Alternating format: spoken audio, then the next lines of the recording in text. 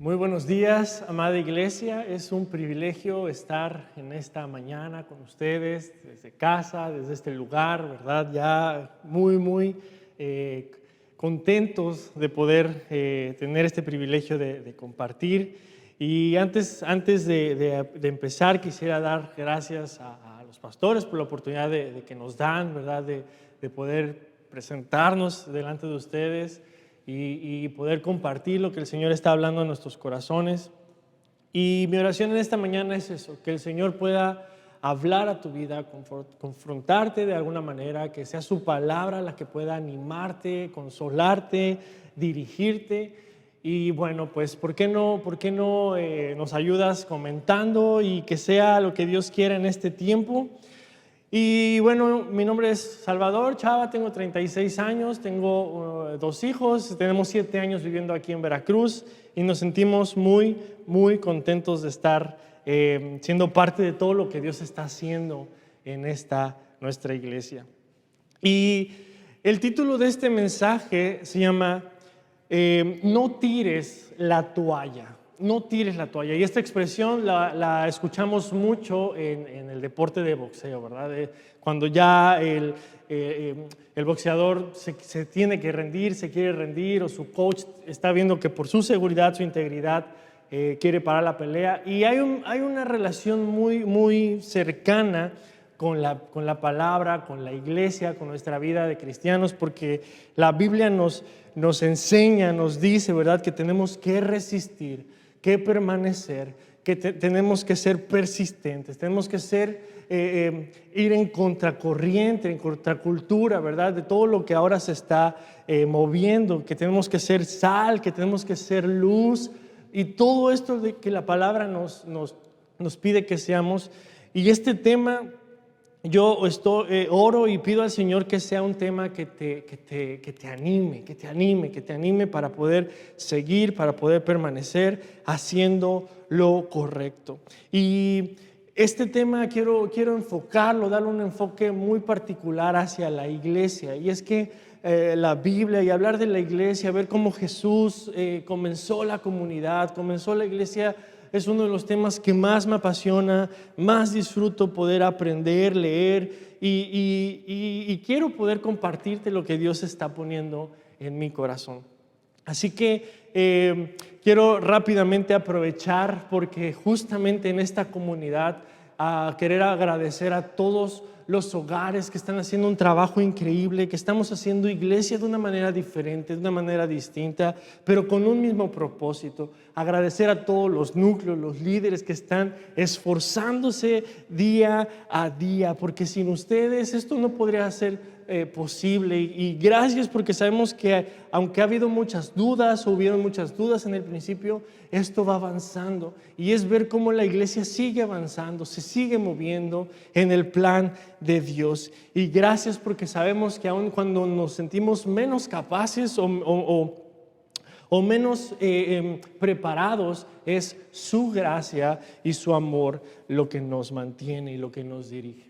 Así que bueno, solamente quería dar esta introducción, quería agradecerles y con esta perspectiva de iglesia, de lo que somos, de lo que el Señor está haciendo en medio de nuestra vida, quisiera hacerte una pregunta. Y la pregunta es, ¿qué aporta la iglesia para tu vida? ¿Qué aporta la iglesia a tu vida? Y mientras lo piensas, acompáñame a orar. Señor, te damos muchas gracias, Padre, por este día, por este tiempo, por tu amor, por tu bendición, por el privilegio de poder estar juntos como iglesia en este formato que ha sido de bendición para nosotros. Padre, yo te pido que nos dirijas en este tiempo, que sea tu palabra en nuestro corazón, que sea tu palabra en nuestra mente. Quita todo nerviosismo, toda distracción que pueda haber en mi vida. Y gracias, Señor, porque sabemos que tú nos permites ser iglesia, Señor. Bendice nuestra casa, nuestros pastores y cada familia que sea conectado. Y gracias, Dios, por este tiempo. En el nombre de Jesús. Amén. Amén. ¿Qué aporta la iglesia a tu vida? ¿Qué aporta la iglesia para tu vida? y quiero rapidísimo compartirte, porque yo sé que la iglesia puede aportar a nuestras vidas diferentes cosas en diferentes etapas. Lo he compartido, mis padres se divorciaron cuando yo tenía 5 o 6 años, y en ese momento, gracias a Dios, alguien llegó a compartirle el evangelio a mi mamá. Y en ese momento, al nosotros quedar sin la protección o sin la figura paterna, la iglesia ocupó un lugar en nuestra vida, siendo nuestra familia, siendo el acompañante de mi mamá en ese entonces. Cuando yo fui creciendo y fui teniendo esta carencia de padre, la iglesia, Dios a través de la iglesia, usó la iglesia para darme una compañía, una mentoría, amigos. Los padres de mis amigos se convertían en una especie de un papá, ¿verdad? De una persona que sí recibí muchos consejos, y esto fue dentro de la iglesia. Dios usó la iglesia para que nuestra vida, nuestra familia se pudiera sanar, se pudiera encaminar, se pudiera redirigir en los planes y en los propósitos de Dios. Y yo creo que cada uno de ustedes puede reconocer qué es lo que la iglesia aporta o está aportando en este momento para tu vida, ¿verdad? Puede ser algo similar, puede ser la falta de una pareja, de tu padre, de tu madre, de un hermano, de comunidad, de compañía. Y es bueno, es interesante cómo Dios va ocupando la iglesia para suplir estas necesidades. Y yo te digo algo, yo estoy aquí en este lugar, obviamente porque el pastor me pidió que pudiera compartir algo, pero estoy aquí principalmente porque creo en lo que estamos haciendo. Creo en el proyecto de Dios, creo en lo que Jesús implementó a través de la iglesia. Creo que tú y yo somos las personas que Dios está escogiendo en este momento para ser usados, para poder alcanzar a otros, para que el legado del evangelio continúe, que tú y yo sigamos siendo esa luz y esa sal en medio de esta tierra. Y tanto el hablar de iglesia como cualquier otra rama o área que podamos ver en la Biblia, sea la misión, sea la iglesia, sea los dones, sea la misma salvación, los últimos tiempos, necesitamos verlo desde la perspectiva correcta, desde Jesús, desde lo que la palabra nos dice, y verlo sin barreras, porque hoy en día hay tantas corrientes que se levantan, que nos piden y nos dicen que únicamente veamos a ese Jesús como esa imagen divina, como esa imagen inalcanzable, como ese Dios intocable. Y hay corrientes que lo manejan únicamente desde abajo, como Jesús siendo hombre, caminando. Y te digo algo, ambas son necesarias y complementarias. Así que a través de los evangelios, tú y yo podemos ver lo que la vida de Jesús fue en esta tierra. Pero déjame recordarte que la mayoría de los libros que están en la Biblia se escribieron cuando Jesús ya había muerto, cuando Él ya había resucitado. Se escribieron años después. Y hablando específicamente de la historia de hoy, que es en Juan se escribió sobre los años 80, 85, casi 50 años de que Jesús ya no estaba en esta tierra. Pero es importante saber que las enseñanzas y las palabras de Jesús fueron extraordinarias. Pero si algo cambió nuestra historia, fueron sus acciones. Fue lo que Él hizo en esa cruz. Fue su muerte y su resurrección. Eso fue lo que cambió nuestra historia, lo que cambió nuestro destino. Y por eso estamos aquí, creyendo que Él un día murió, pero también resucitó para darnos vida. Y esto, 1 Corintios 15, 14 dice, y si Cristo no resucitó, vana es nuestra predicación y vana es nuestra fe. Así que estamos aquí por su causa, por causa de Él. Quiero rápidamente que me acompañes a poder entrar en una historia, una de las historias más cruciales, más importantes. Y está en el libro de Juan, este libro que acabo de comentarte, que se escribió varios años después de de que Jesús estuvo entre nosotros. Y para este entonces, bueno, Juan, este libro que ve la humanidad de Dios en Jesús, que ve la divinidad de Jesús, nos enseña, para este entonces Jesús ya había hecho varios milagros, como convertido el agua en vino, sanar a un enfermo, a un paralítico, la alimentación de los 5,000, había caminado sobre el agua, y todo eso lo vemos en los capítulos anteriores. Y en el capítulo 12, verso 12, entramos a un momento, a la última semana de Jesús en la tierra. Y a partir de este entonces, las acciones de Jesús empiezan como a compactar, como todo a suceder muy rápido. Él ya había demostrado su poder a través de estos milagros, de estas señales de que Él era Jesús. Y en esta última semana, llamada la Semana de la Pasión, vemos una escena, una historia que va a estar en Juan 13. Y lo voy a leer, voy a empezar la lectura en Juan 13, versículo 1. Dice: antes de la fiesta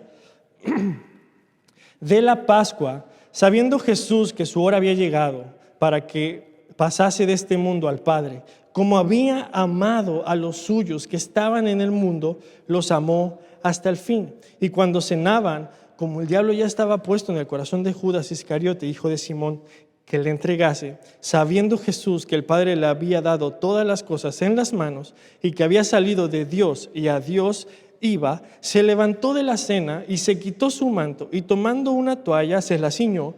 Luego puso agua en un lebrillo y comenzó a lavar los pies de los discípulos y a enjuagarlos en la toalla con la que estaba ceñido.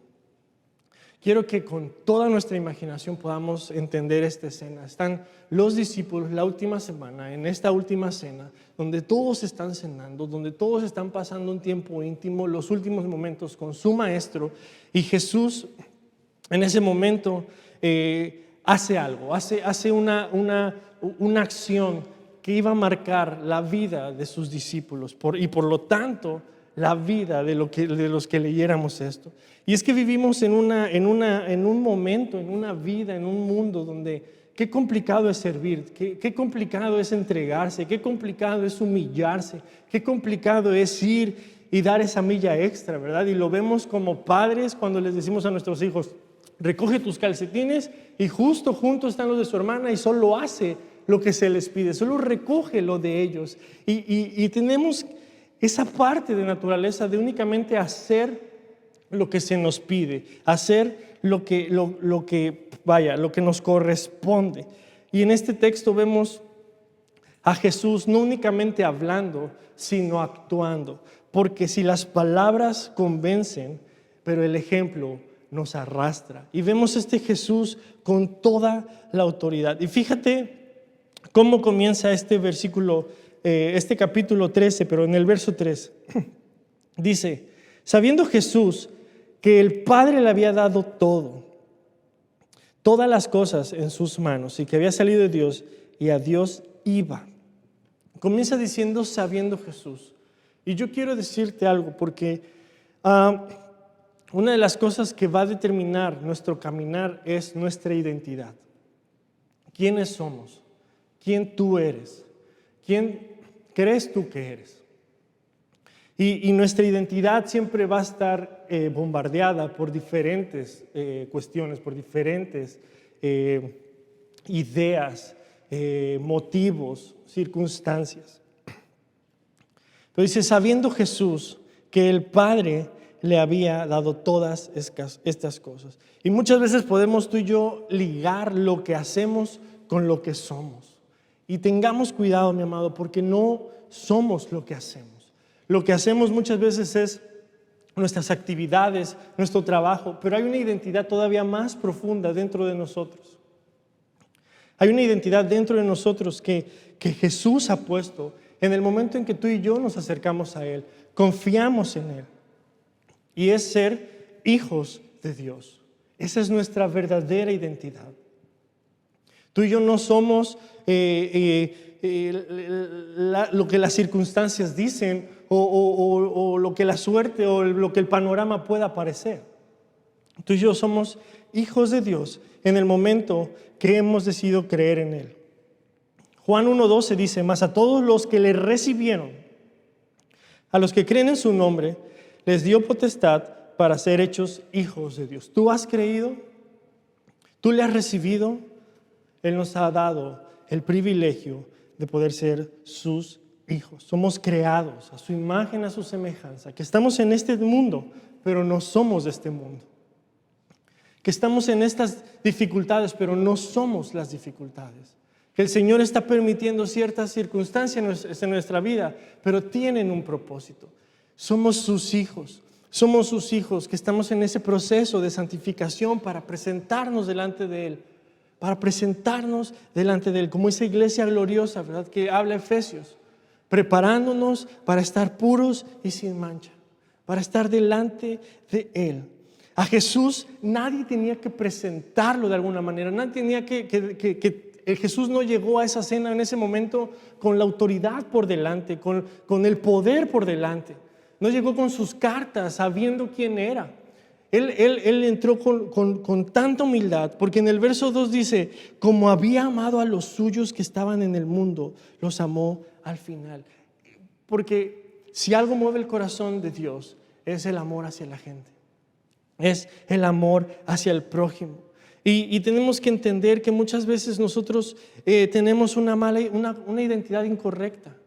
Y yo quiero que en este tiempo podamos recordar, que podamos tomar la identidad correcta de hijos de Dios, ¿sí? De hijos de Dios. Porque si no tenemos una identidad correcta, difícilmente vamos a poder actuar como Dios quiere que hagamos. Y hablando específicamente de la iglesia, si no tenemos una identidad correcta como hijos, cuando algo se trata de servicio, difícilmente vamos a poder hacerlo con la intención correcta, con el deseo correcto, con la razón correcta. Y a veces, no sé si te ha pasado, pero cuando tenemos una identidad incorrecta, muchas veces hasta nos cuesta recibir el servicio de alguien más. Porque estamos parados en un lugar que no nos corresponde, en orgullo, en soberbia, en autocompasión, en tantas cosas incorrectas. Y yo quiero animarte que podamos posicionarnos y colocarnos en el lugar de hijos de Dios. Gálatas 3:26 dice: pues todos son hijos de Dios por medio de la fe en Cristo Jesús. Todos son hijos de Dios por medio de la fe en Cristo Jesús. Ahora vamos a regresar a esta escena y dice más adelante en el verso 4, dice: Jesús se levantó.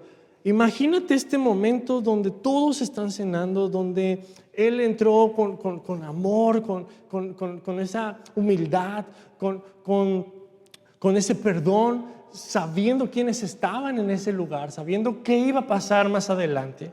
Dice: y se levantó de la cena. Yo creo que en este momento todos los discípulos quedaron así como que: hey, Jesús, ¿qué onda? Estamos cenando. Espera, lo que tengas que hacer. Son nuestros últimos tiempos juntos. Pero Jesús tenía algo que tenía que hacer, que iba a marcar el corazón de cada uno de ellos. Y dice el verso 4, dice: se levantó de la cena y se quitó el manto, y tomando una toalla se la ciñó. El manto, mi amado, representaba esa autoridad que Jesús tenía. Muchos estudiosos creen que este mismo manto fue el que tocó a esa mujer que fue sanada de este sangrado. Y este manto representaba poder, representaba autoridad, representaba el lugar que Jesús tenía, ¿sí? Y dice que Él se despojó del manto. Él se despojó, Él entró en ese lugar como uno de ellos, ¿sí? Como una persona cercana, como un Dios cercano, como un Dios real, como un Dios que atiende las necesidades. Dice que se despojó del manto, de la capa. Y sabes, hoy en día hay tantas cosas que están encima de nosotros, como ese manto aparente, como esa capa, como esa apariencia, que no nos permiten vivir una vida vulnerable, que no nos permiten vivir una vida intencional, una vida que bendiga a otros, una vida que se muestre con todo y sus heridas, ¿sí? Con todo y sus heridas. Y esto puede ser, bueno, muy potencializado por lo que hoy en día vivimos, por las redes sociales, por el internet, por las comparaciones, ¿verdad? Pero dice que Jesús se quitó el manto. Él quería presentarse tal cual era delante de sus amigos, delante de sus discípulos, amándoles hasta el último momento. Y nosotros vemos en la Biblia cómo Jesús, habla Filipenses, se despojó de todo para venir a esta tierra en calidad de hombre, para habitar en medio de nosotros. No escatimó nada, no escatimó. Y dice, en esta parte, dice que se levantó de la cena, ¿verdad? De esta acción que representa dar el paso, actuar, salir de nuestra comodidad, salir de nuestro estatus, salir del lugar en el que estamos acomodados. Se quitó el manto y tomó una toalla. ¿Sabes? Algo que está pasando en hogares en este tiempo es precisamente esta vulnerabilidad que nos ha encantado. Estamos en esta etapa, estamos por arrancar la semana 10 y hemos visto cómo el Señor ha hecho crecer cada hogar, con cada núcleo, con cada persona involucrada en este hogar. Y estos lugares, estos hogares han sido creados precisamente para esto, para poder mostrar nuestra vulnerabilidad en un lugar seguro, en un espacio seguro, donde podamos sanarnos unos a otros, donde podamos escucharnos, donde podamos ser de bendición para otras personas, sanar con nuestras heridas. Y estos lugares, a nosotros nos ha encantado ver cómo el Señor se está moviendo y está haciendo cosas. Y yo te animo a que si no eres parte de algún hogar puedas involucrarte. Y dice más adelante, dice que se quitó el manto, se quitó toda apariencia, se quitó todo lo que podía causar una barrera entre sus discípulos y el maestro. Dice, y se puso la toalla. La toalla. Esta toalla, ¿verdad?, representa lo que tú y yo, lo que Dios ha puesto en nuestras manos. Representa nuestro servicio, representa nuestros dones, representa nuestra vulnerabilidad, nuestra vida, nuestro tiempo. Porque muchas veces podemos pensar equivocadamente, es que yo, qué puedo hacer para Dios? ¿En qué puedo servir a Dios? ¿En qué puedo servir a los demás? Y dice que Él se quitó el manto y tomó la toalla. Tomó la toalla.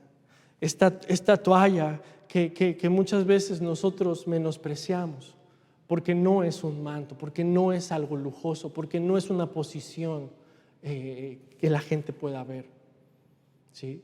Pero Jesús, sin importarle nada, se quitó el manto, se puso la toalla y comenzó a hacer una de las acciones más representativas en la historia: lavar los pies de los discípulos. Y nosotros conocemos todo el contexto de lo que esto significaba, de que era a cargo de la persona de menor rango, de todo lo que ellos, claro, no tenían zapatos como ahora, todos sus pies estaban súper sucios.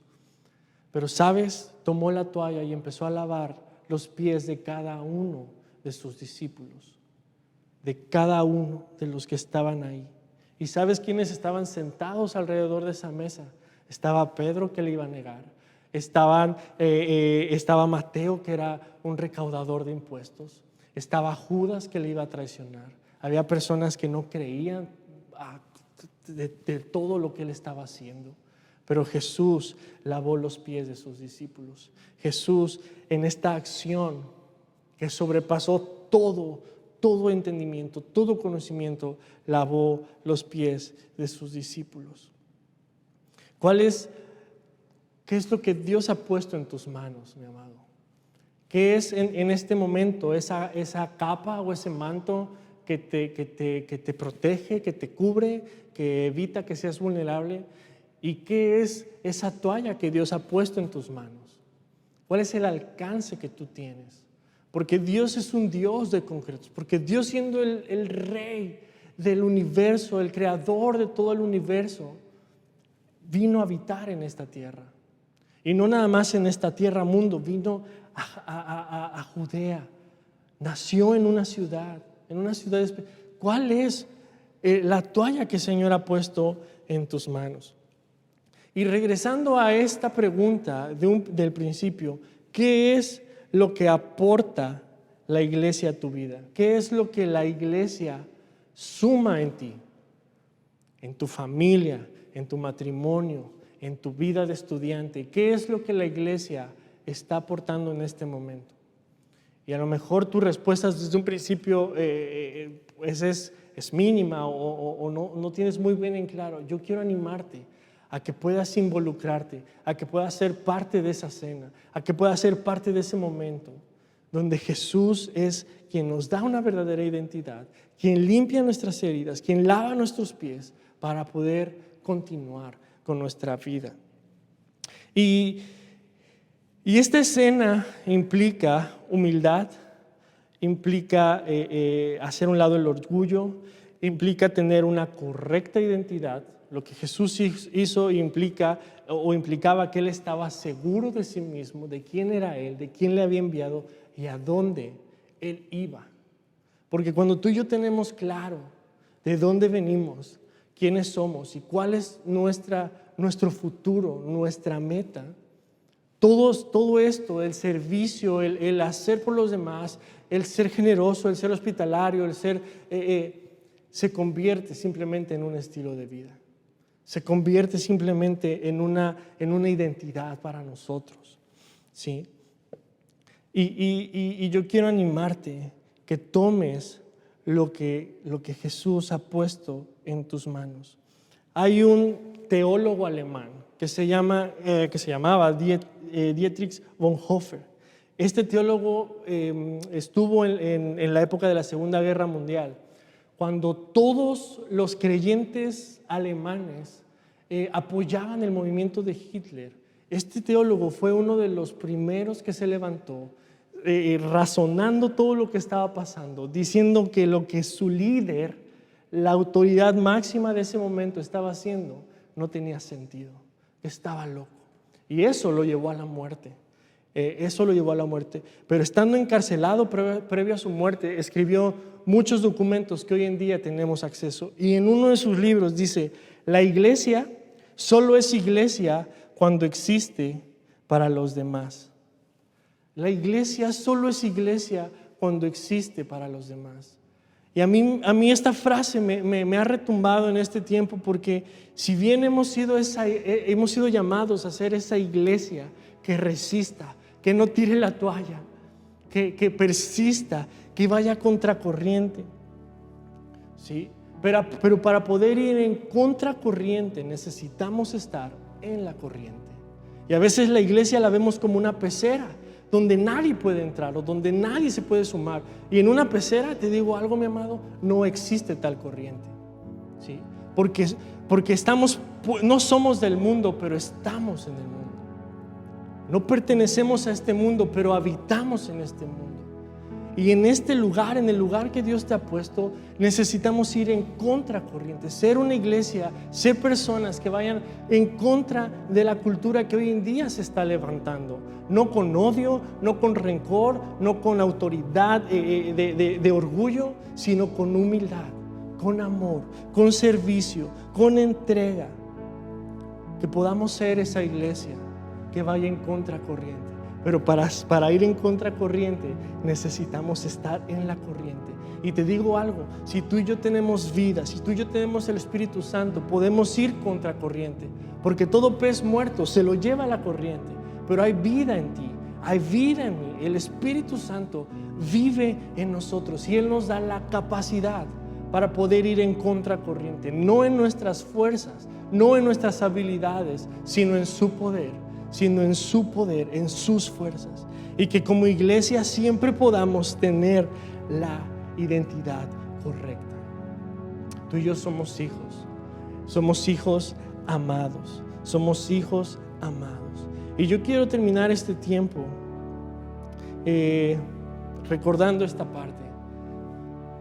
Las enseñanzas y palabras de Jesús fueron extraordinarias, pero lo que salvó y cambió nuestra vida fueron sus heridas, fueron sus acciones, fue su muerte y su resurrección, ¿sí? Y en Él está nuestra esperanza, y en Él está nuestro propósito. Y como iglesia, como personas, en Él está nuestra plenitud y todo lo que necesitamos. Y yo creo que podemos estar pasando por un momento difícil y la iglesia quiere ocupar ese momento. La iglesia puede ser usada por Dios para ocupar ese momento de acompañamiento, de comunidad, de mentoría, de tutoría, ¿sí? Porque las mismas heridas que el Señor ha sanado en nosotros, las usa para sanar a otras personas. Son usadas para sanar a otros. ¿Qué aporta a la iglesia tu vida? Y cierro con esta última pregunta y un verso más. Dice, ¿qué estoy yo aportando a la iglesia? ¿Qué estoy yo aportando a la iglesia?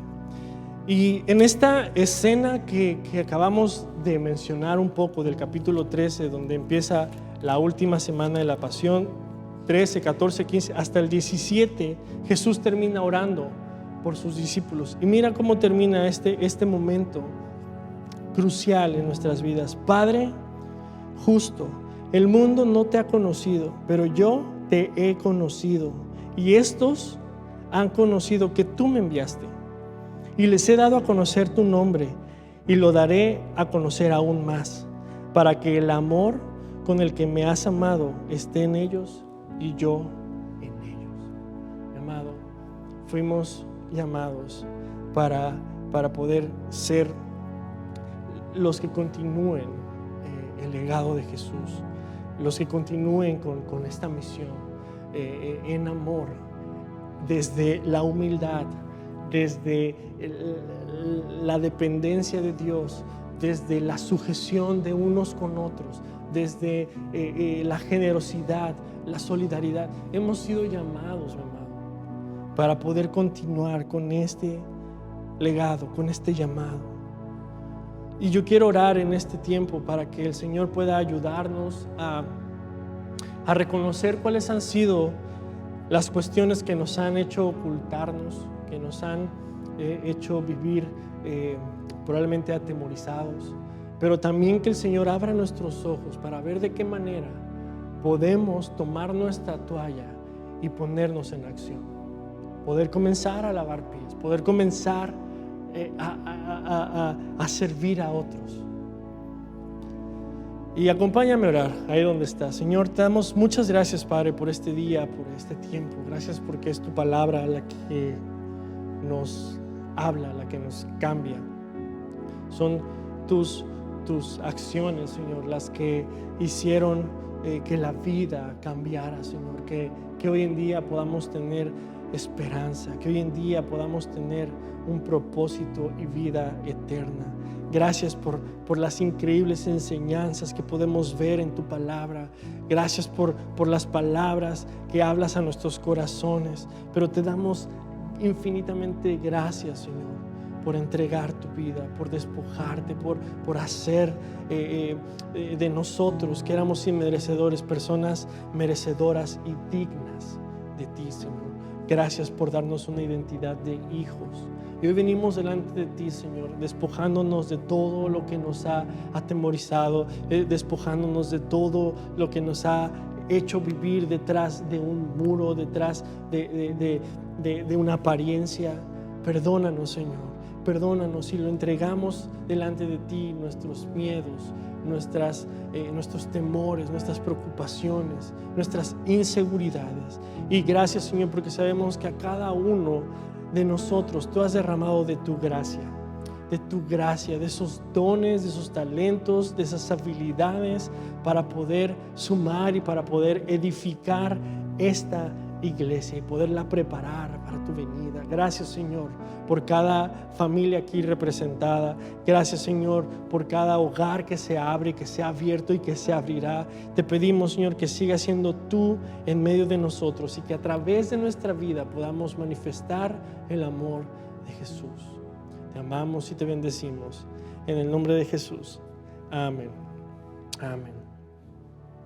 Muy bien, amada familia, pues Dios les bendiga. Gracias por disponer de este tiempo y bueno, Dios les bendiga, que tengan buen inicio de semana.